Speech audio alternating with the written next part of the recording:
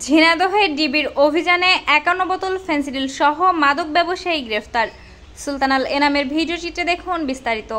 বুধবার সকালে ঝিনাইদহে ডিবি পুলিশের অভিযানে কোটচাঁদপুর থেকে ৫১ বোতল ভারতীয় মাদক ফেনসিডিল সহ মোহাম্মদ একরামুল হক নামের এক মাদক ব্যবসায়ীকে গ্রেফতার করেছে।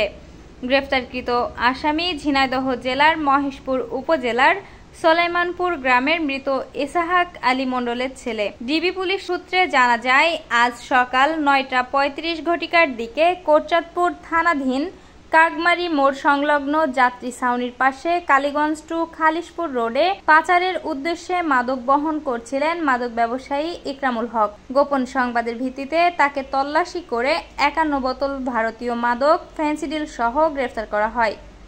এ বিষয়ে ডিবির ওসি মোহাম্মদ জুয়েল ইসলাম জানান, গ্রেফতারকৃত আসামির বিরুদ্ধে যথাযথ আইনি পদক্ষেপ নেওয়া হচ্ছে।